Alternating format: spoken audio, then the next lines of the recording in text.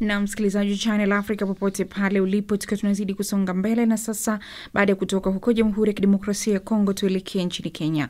Ni kwamba idadi ya waliofariki kutokana na maandamano ya jana Jumatano nchini Kenya imeongezeka. Muda mchache uliopita, Abedi Jean de la Croix alifanya mahojiano na Martin Wereni ambaye ni mchambuzi wa masuala ya kisiasa kutoka Nairobi nchini Kenya, na Abedi alimuuliza kama waliofariki wamefikia wangapi. Martin alianza kufafanua zaidi. Hadi sasa inasemekana kwamba zaidi ya watu 11 wameweza kupoteza maisha yao. Na watu wao walikufa namna gani? Hapa nikiwa na maanisha kwamba walifyatuliwa risasi na polisi au ulikuwa ni mkanyagano tu wa maandamano? Watu wao walikufa kwa njia ya kisanushi. Kuna wale waliweza kufyatuliwa risasi kwa kukaidi amri, na kuna wale pia walikuwa wanapora, na kuna kadhaa walijaribu kuvunja lango za polisi na kujaribu kuingia katika vituo vya polisi ambayo ni kinyume cha sheria.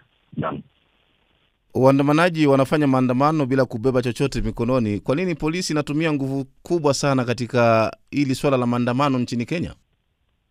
Maandamano katika nchi ya Kenya imegeuza sura ama mkondo, itakuwa ni genge la wahalifu.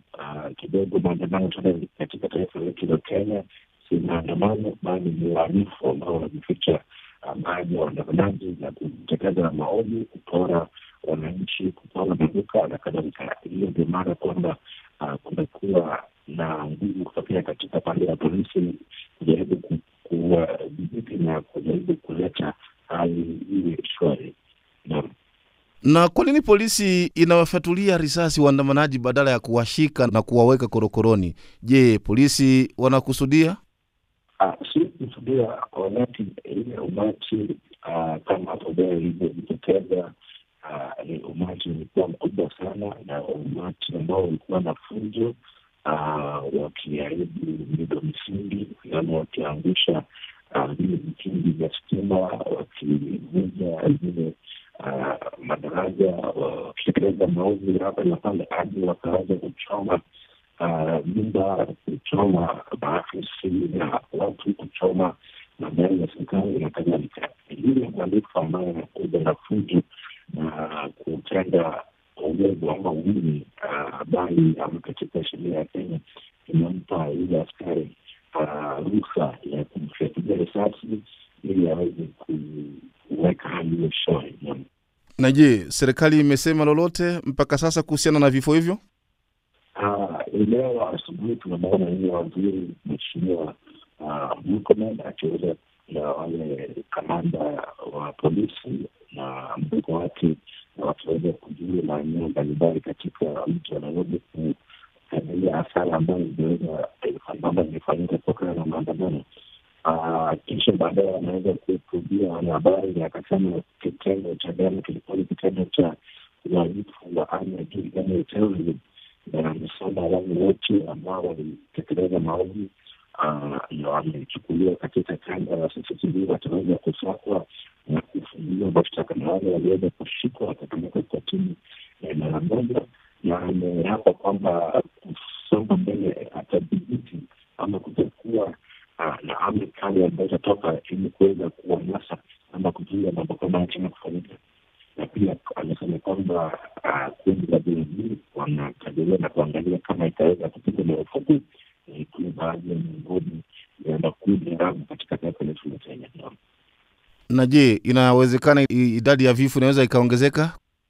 Waziri amesema kwamba kuna zaidi ya maafisa wa polisi 300 ambao wamepata walipata walijeruhiwa, na baadhi yao watakuwa na zile jeraha za maisha, na tunaweza hata watu wengi wanaweza pia pata unaweza nambari ya wale wanaweza kuwa na dunia inaweza ongezeka, kwa sababu makabiliano yalikuwa chini, makabiliano yalikuwa makali sana baina ya maafisa wa polisi na waandamanaji.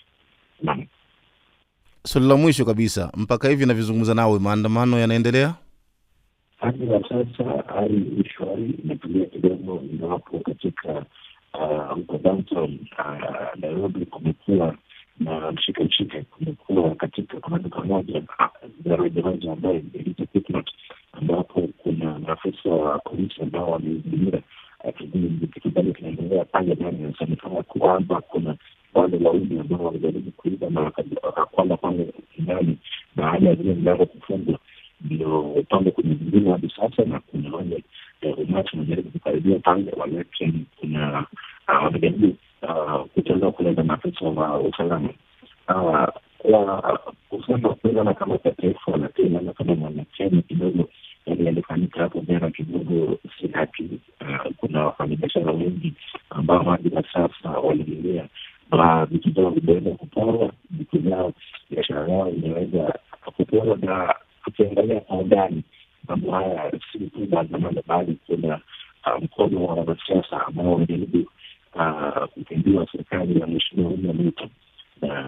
Kama kiongozi katika taifa la Kenya, ingependa kuambia vijana waketi mbali na mambo ambayo wanajaribu kufanya ambayo si halali. Kama viongozi wa Mheshimiwa William Ruto wafurahishi ama ifurahishi jamii fulani, basi wangoje wakati wa uchaguzi ambao unakuja mwaka wa 2027 na mtu atekeleza demokrasia yake na atafanya vile inafaa. Martin, mimi nikushukuru sana kwa uchambuzi makini kabisa.